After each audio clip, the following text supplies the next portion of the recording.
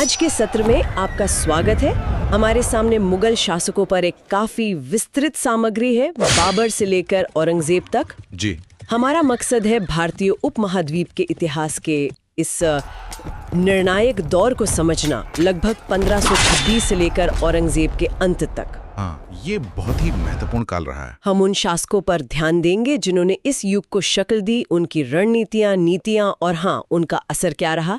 तो चलिए इस दौर की एक गहन पड़ताल शुरू करते हैं। बिल्कुल। शुरुआत होती है ज़हीरुद्दीन मोहम्मद बाबर से, जिसने 1526 में मुगल साम्राज्य की नींव रखी। हाँ, ये साम्राज्य लगभग 3 सदियों तक एक बड़ी ताकत बना रहा। बिल्कुल। और अब बाबर सिर्फ एक क्या कहते हैं, हमलावर नहीं था। उसकी रगों में तैमूरलंग और चंगेज खान जैसे एशिया के 2 महान विजेताओं का खून था। अच्छा। ये विरासत उसे एक मजबूत सैन्य और राजनीतिक समझ देती थी, बल्कि एक लंबे समय तक चलने वाले केंद्रीकृत शासन और मिली-जुली तहजीब की बुनियाद भी डाली। सही कहा। सामग्री में शासकों का क्रम भी दिया गया है, बाबर, फिर हुमायूं, अकबर, जी हाँ, जहांगीर, शाहजहां और औरंगजेब। हम इसी सफर पर आगे बढ़ेंगे, हर मोड़ को समझने की कोशिश करेंगे। जरूर। तो सबसे पहले बाबर 1483 में उज़्बेकिस्तान में जन्म, पिता फरगना के शासक थे। जी। महज 11 साल की उम्र में गद्दी संभाली, लेकिन हालात ऐसे बने कि उज़्बेकों के कारण अपनी जमीन छोड़नी पड़ी। काफी मुश्किल शुरुआत थी। हाँ, बहुत संघर्षपूर्ण जीवन रहा उनका शुरुआती। कई साल संघर्ष के बाद 1504 में उसने काबुल पर कब्जा किया, और यही काबुल भारत की ओर उसके कदम बढ़ाने का एक तरह से आधार बना। बिल्कुल। और ये वो वक्त था जब भारत में, खासकर उत्तर भारत में, राजनीतिक अस्थिरता मतलब चरम पर थी। अच्छा। दिल्ली का सुल्तान इब्राहिम लोदी अलोकप्रिय था, उसके अपने सरदार उससे खुश नहीं थे। तो मतलब अंदरूनी कला थी। बहुत ज़्यादा। पंजाब के सूबेदार दौलत खान लोदी और मेवाड़ के ताकतवर शासक राणा सांगा, दोनों ने ही बाबर को एक तरह से न्योता भेजा। न्योता भेजा? क्यों? शायद राणा सांगा ने सोचा होगा कि बाबर आएगा, लोधी को कमजोर करेगा और लूटपाट करके चला जाएगा। शायद यही सोचा होगा। लेकिन बाबर के इरादे कहीं ज्यादा बड़े थे। वो यहीं जमना चाहता था। समझ गई। भारत में पैर जमाने के लिए बाबर ने कुछ बहुत अहम लड़ाइयां लड़ी। पहली और सबसे मशहूर पानीपत की पहली लड़ाई 1526 की। जी हाँ, इब्राहिम लोदी के खिलाफ, जहां उसने इब्राहिम लोदी को हराया। इस लड़ाई की खासियत थी बारूद और तोपखाने का बड़े पैमाने पर और बेहद कारगर इस्तेमाल, जो भारत के लिए नया था। हाँ, उस पैमाने पर बिल्कुल नया था। बाबर ने तुलुगमा युद्ध पद्धति अपनाई, मतलब दुश्मन को किनारों और पीछे से घेरने की रणनीति थी। अच्छा, ये तुलुगमा। जी। साथ ही तोपों को सजाने की उस्मानी विधि भी इस्तेमाल की, जिसमें तोपों को गाड़ियों के पीछे छिपाकर दुश्मन पर अचानक हमला किया जाता था। उस्ताद अली और मुस्तफा जैसे उसके माहिर तोपची थे। तो तकनीक का पूरा इस्तेमाल किया। बिल्कुल। इस जीत ने दिल्ली सल्तनत का तो अंत कर दिया। लेकिन असली चुनौती अभी बाकी थी। अगला बड़ा टकराव था खानवा का युद्ध 1527 में। हाँ, राणा सांगा के साथ। राणा सांगा समझ गए कि बाबर सिर्फ लुटेरा नहीं, बल्कि यहीं जमने आया है। उन्होंने कई राजपूत राजाओं को इकट्ठा किया, एक बड़ा गठबंधन बनाया। यहीं पर इतिहास का एक दिलचस्प मोड़ आता है। पानीपत ने दिल्ली की सत्ता तो बदल दी, लेकिन खानवा की जीत ने असल में भारत में मुगल साम्राज्य की नींव पक्की की। ओह, तो ये ज्यादा जरूरी थी। हाँ, कई इतिहासकार इसे पानीपत से भी ज्यादा निर्णायक मानते हैं। बाबर के बेहतर सैन्य रणनीति, उसका तोपखाना और शायद राजपूत सेनाओं के बीच आपसी तालमेल की कुछ कमी, इन सब ने नतीजा तय कर दिया। इसके बाद भी बाबर रुका नहीं। 1528 में चंदेरी के मेदिनी राय को, हाँ, और 1529 में घाघरा में अफगानों को हराकर उसने अपने नए साम्राज्य को और मजबूत किया। जी, अपनी स्थिति मजबूत करता गया। पर वो सिर्फ एक सिपाही नहीं था, वो एक पढ़ा लिखा शासक, कवि और लेखक भी था। उसने तुर्की में अपनी आत्मकथा बाबरनामा लिखी। हाँ, तुजू के बाबरी, जो उस दौर को समझने का एक बेहतरीन जरिया है। बिल्कुल। उसकी धार्मिक नीति के बारे में कहा जाता है कि युद्ध के दौरान भले ही उसने जिहाद का नारा दिया हो, लेकिन शांति काल में वो काफी हद तक सहिष्णु था। हिंदुओं को प्रशासन में शामिल किया। तो मतलब मिला जुला रवैया था। हाँ, कह सकते हैं। उसका शासन सिर्फ 4 साल चला, लेकिन इतने कम वक्त में एक अस्थिर मौके को एक स्थायी साम्राज्य की शुरुआत में बदलना, ये उसकी दूरदर्शिता और क्षमता दिखाता है। सही। 1530 में बाबर की मौत के बाद उसका बेटा नसीरुद्दीन मोहम्मद हुमायूं गद्दी पर बैठा, लेकिन उसका रास्ता कांटों भरा था। हाँ, बिल्कुल। एक तरफ उसके अपने भाई कामरान, हिंदाल, अस्करी उसके लिए मुसीबतें खड़े कर रहे थे। जो उसे विरासत में मिले थे एक तरह से। हाँ, और दूसरी तरफ बिहार में शेर शाह सूरी एक बड़ी ताकत के तौर पर उभर रहा था। शेर खां, बाद में शेर शाह सूरी, और हुमायूं रणनीतिक चालाकी में शेरशाह से कहना पड़ेगा 19 साबित हुआ। हाँ, उसे 2 ऐसी हार मिली जिन्होंने इतिहास का रुख ही बदल दिया। पहली 1539 में चौसा की लड़ाई। जी हाँ, यहाँ शेर शाह ने हुमायूं को ऐसी शिकस्त दी कि उसे गंगा नदी में कूदकर अपनी जान बचानी पड़ी थी, कहते हैं। जी, एक भिश्ती की मदद से जान बची थी। और फिर अगली ही साल 1540 में कन्नौज या बिलग्राम की लड़ाई। हाँ, कन्नौज। ये हार निर्णायक थी। हुमायूं को हिंदुस्तान छोड़कर भागना पड़ा। बिल्कुल निर्वासित हो गया। अगले 15 साल उसने दर-बदर भटकते हुए निर्वासन में गुजारे।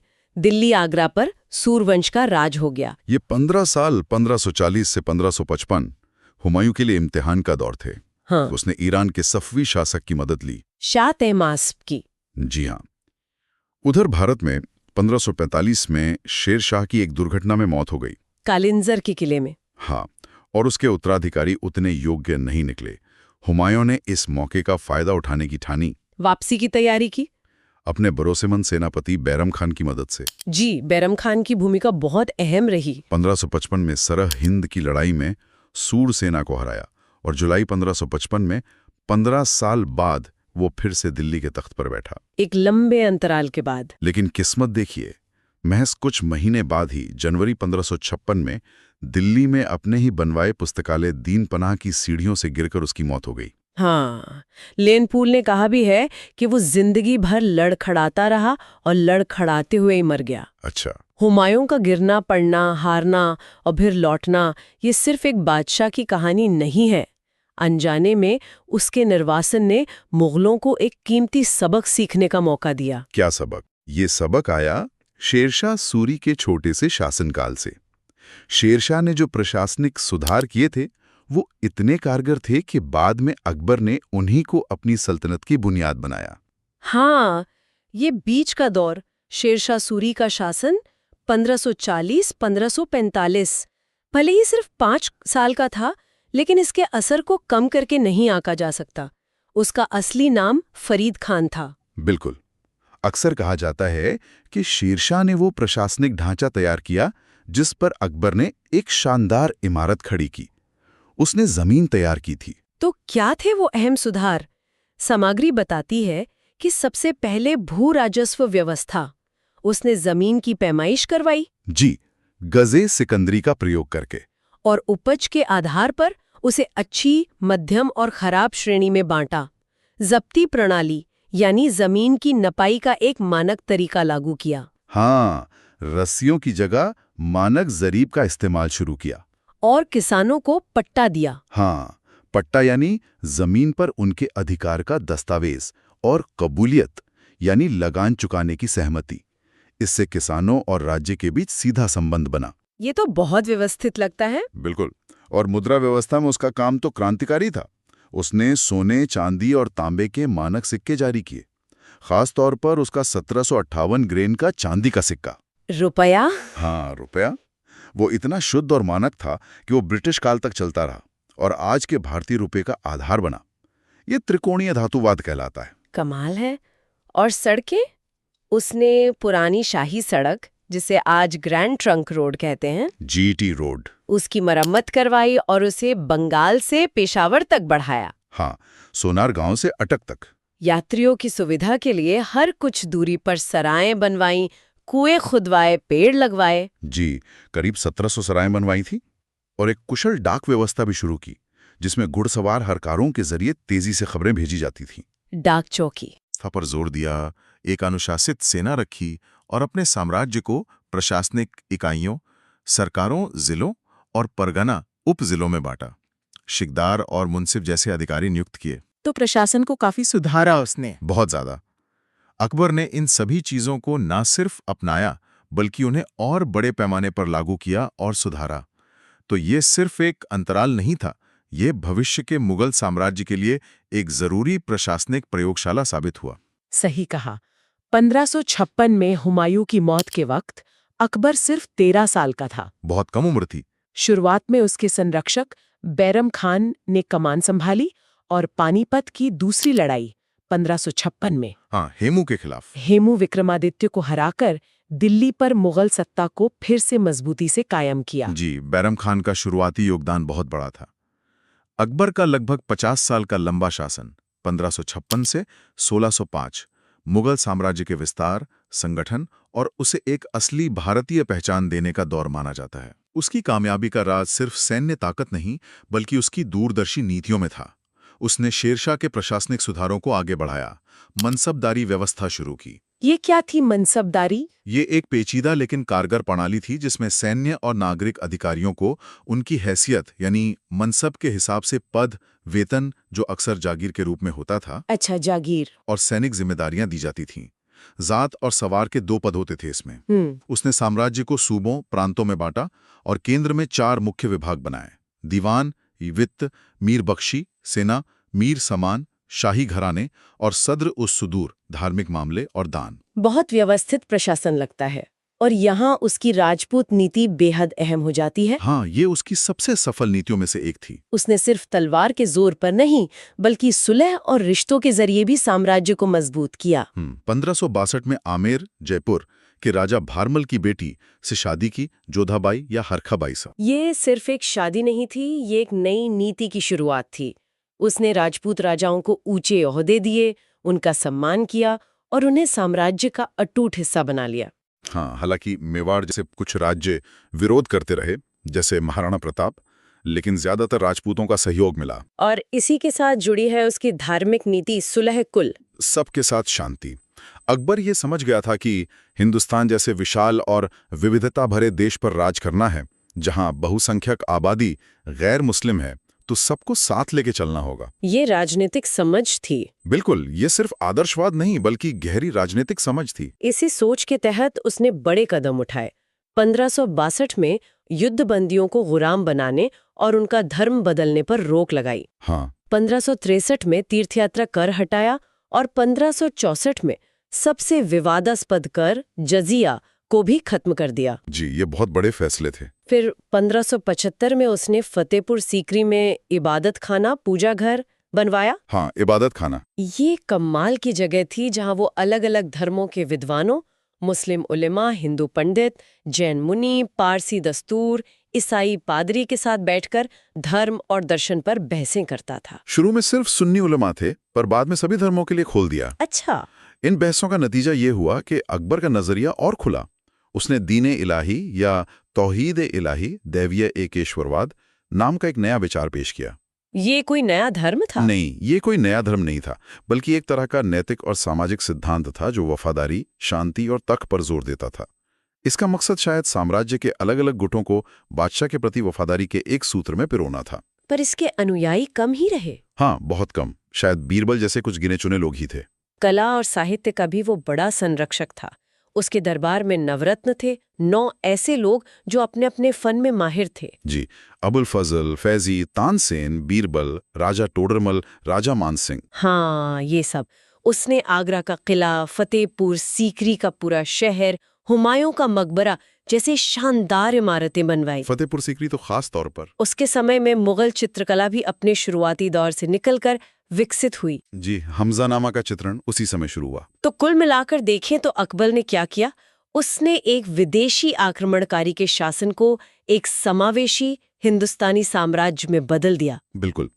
उसकी नीतियों ने साम्राज्य को वो अंदरूनी ताकत और स्थिरता दी जो अगले 100-125 साल तक कायम रही।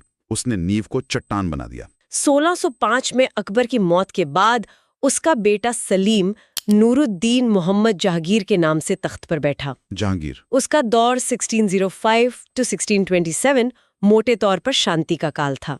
अकबर ने जो मजबूत ढांचा खड़ा किया था वो कायम रहा। हाँ, विरासत में एक स्थिर साम्राज्य मिला था। इससे जहांगीर को कला, संस्कृति और न्याय जैसे मामलों पर ध्यान देने का मौका मिला। जी। जहांगीर को अक्सर उसकी न्याय की जंजीर के लिए याद किया जाता है। हाँ, सोली की जंजीर। कहते हैं उसने आगरा के किले के शाहबुर्ज से यमुना किनारे तक एक सोने की जंजीर लगवाई थी जिसमें घंटियां बंधी थीं। जी, ताकि कोई भी सीधा फरियाद कर सके। कोई भी फरियादी जिसे लगता था कि उसके साथ अन्याय हुआ है, वो उस जंजीर को खींचकर सीधे बादशाह तक अपनी आवाज पहुंचा सकता था। ये प्रतीकात्मक ज्यादा रहा हो, पर न्याय के प्रति उसकी मंशा दिखाता है। सही। जहांगीर के जमाने को मुगल चित्रकला का स्वर्ण युग कहा जाता है। स्वर्ण युग क्यों? वो खुद कला का बहुत बड़ा पारखी और शौकीन था। उसे इंसानी चेहरों के बजाय प्रकृति, पशु पक्षियों के चित्र बनवाने में ज्यादा दिलचस्पी थी। अच्छा, प्रकृति चित्रण। हाँ, उस्ताद मंसूर जो पक्षियों और फूलों के चित्रकार थे, और अबुल हसन जो व्यक्ति चित्र बनाते थे, जैसे उस दौर के उस्ताद कलाकार उसके दरबार की शान थे। उस्ताद मंसूर का नाम तो सुना है। जी, उसने अपनी आत्मकथा तुजुक जहांगीरी फारसी में लिखवाई, जिसमें उसने अपनी कला रुचि और चित्रकारों का जिक्र भी किया है। और धार्मिक नीति के मामले में? क्या अकबर की तरह ही? हाँ, कमोबेश। सामग्री बताती है कि उसने अकबर की सहिष्णुता की नीति जारी रखी। जबरदस्ती धर्म परिवर्तन पर रोक, अलग अलग धर्मों के साधु संतों से मिलना जुलना, प्रशासन में हिंदुओं की भागीदारी, ये सब चलता रहा। तो स्थिरता बनी रही। बिल्कुल। आर्थिक तौर पर भी साम्राज्य फलता फूलता रहा। व्यापार खासकर यूरोपीय कंपनियों के साथ बढ़ा। ईस्ट इंडिया कंपनी भी तो उसी के समय आई थी। जी हाँ, कैप्टन हॉकिंस और सर थॉमस रो उसी के दरबार में आए थे। कृषि उत्पादन अच्छा था, अकबर की बनाई व्यवस्था काम कर रही थी। तो कह सकते हैं कि अकबर ने नींव मजबूत की। हाँ, और जहांगीर ने उस पर एक तरह से सांस्कृतिक रंगत चढ़ाई। जहां अकबर ने साम्राज्य को राजनीतिक और प्रशासनिक रूप से मजबूत किया, वहीं जहांगीर के दौर में उसकी सांस्कृतिक समृद्धि चरम पर पहुंची। जहांगीर के बाद 1628 में उसका बेटा खुर्रम शाहजहां के लक़ब से बादशाह बना। शाहजहां। और अगर जहांगीर का दौर चित्रकला का स्वर्ण युग था, तो शाहजहां का शासनकाल 1628 से 1658 मुगल वास्तुकला यानी आर्किटेक्चर का स्वर्ण युग माना जाता है। हाँ, ये तो सब जानते हैं। उसकी बनवाई इमारतों में एक अलग ही शान, समरूपता, बारीकी और हाँ, सफेद संगमरमर का इस्तेमाल दिखता है। इसमें तो कोई शक ही नहीं। सबसे पहले जहन में आता है ताजमहल, आगरा में अपनी बेगम मुमताज महल की याद में बनवाया गया दुनिया का अजूबा। बिल्कुल, उसकी पहचान ही ताजमहल से है। लेकिन सिर्फ ताजमहल ही नहीं, दिल्ली का लाल किला और जामा मस्जिद, जी, आगरा के किले में मोती मस्जिद, दीवाने आम, दीवाने खास, लाहौर में शालीमार बाग, और दिल्ली में एक पूरा नया शहर शाहजहानाबाद बसाना, ये सब उसी के दौर की देन है। हाँ, पुरानी दिल्ली जिसे कहते हैं। मशहूर मयूर सिंहासन, तख्ते ताउस भी उसी ने बनवाया था। जी, जिसे बाद में नादिर शाह लूट कर ले गया। इमारतों पर पिएट्रा ड्यूरा यानी संगमरमर में कीमती पत्थरों की जड़ाई का काम इस दौर की खासियत है। बहुत सुंदर काम होता है वो। और ये सिर्फ इमारतें नहीं थीं, ये उस दौर की जबरदस्त आर्थिक समृद्धि का भी प्रतीक था। प्रशासन कुशल था, व्यापार फल फूल रहा था, कृषि उपज अच्छी थी, तो अर्थव्यवस्था भी अच्छी थी। हाँ, कहा जाता है कि उस वक्त मुगल साम्राज्य दुनिया के सबसे अमीर साम्राज्यों में से एक था। यूरोपीय यात्री जैसे बर्नियर और टैवर्नियर यहाँ की दौलत देखकर दंग रह जाते थे। बंगाल जैसे सूबे तो सोने की चिड़िया कहलाते थे। मुगल सिक्कों की शुद्धता की दुनिया भर में धाक थी। शाहजहां खुद भी कला, साहित्य और संगीत का कद्रदान था। जी, उसके दरबार में भी कई विद्वान और कलाकार थे। उसने अपने पुरखों की मिलीजुली संस्कृति की नीति को भी जारी रखा। प्रशासन में हिंदू अधिकारियों की अच्छी खासी संख्या थी। हाँ, कुछ हद तक जारी रखा। सोचने वाली बात है, शाहजहां के आखिरी दिनों में उसके बेटों में उत्तराधिकार की खूनी लड़ाई हुई। जी, दारा शिकोह, शुजा, औरंगजेब और मुराद के बीच, जिसमें औरंगजेब कामयाब रहा। 1658 में उसने अपने पिता को कैद करके तख्त पर कब्जा कर लिया। हाँ, आगरा के किले में नजरबंद कर दिया था। मुइयुद्दीन मोहम्मद औरंगजेब आलमगीर का शासन लगभग 49 साल 1658 से 1707 तक चला। बहुत लंबा शासन। हाँ, अकबर के बाद सबसे लंबा। उसके समय में मुगल साम्राज्य अपने भौगोलिक विस्तार के शिखर पर पहुंच गया। काबुल से लेकर दक्षिण में कावेरी नदी तक। उसने बीजापुर 1686 और गोलकुंडा 1687 जैसी दक्षिण की बड़ी सल्तनतों को भी जीत लिया। विस्तार तो बहुत हुआ। साम्राज्य सबसे बड़ा हुआ, पर शायद अंदर से सबसे ज्यादा बेचैन भी। उसकी नीतियां अपने परदादा अकबर से बिल्कुल उल्टी दिशा में जाती दिखती हैं। हाँ, यही औरंगजेब के दौर का सबसे बड़ा विरोधाभास है। वो खुद एक कट्टर सुन्नी मुसलमान था, बेहद अनुशासन प्रिय और सादा जीवन जीने वाला। टोपी सीकर और कुरान की नकल करके अपना खर्च चलाता था, ऐसा कहते हैं। अच्छा। उसने शासन को इस्लामी कानून यानी शरीयत के मुताबिक चलाने की कोशिश की। अकबर की सुलह कुल की नीति को उसने पूरी तरह उलट दिया। क्या थे वो बड़े बदलाव? सबसे अहम, उसने जजिया कर फिर से लगा दिया 1679, जिसे अकबर ने हटा दिया था। जी, ये एक बहुत बड़ा कदम था जिसने गैर मुस्लिमों को नाराज किया।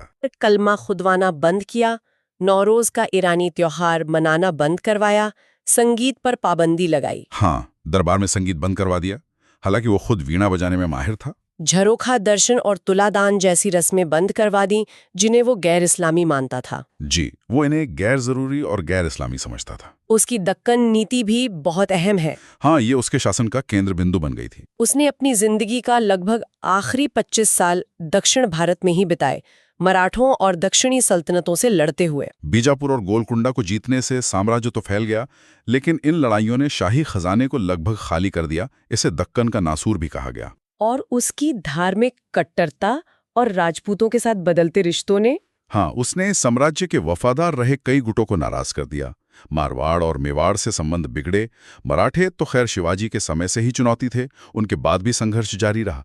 सिख गुरु तेग बहादुर की शहादत के बाद सिखों का विरोध भी बढ़ा।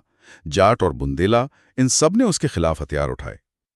नतीजा ये हुआ कि 1707 में जब औरंगजेब की मौत हुई तो वो अपने पीछे एक विशाल लेकिन बेहद थका हुआ और अंदरूनी कलह से जूझता साम्राज्य छोड़ गया। उसकी मौत के बाद पतन की रफ्तार बहुत तेज हो गई।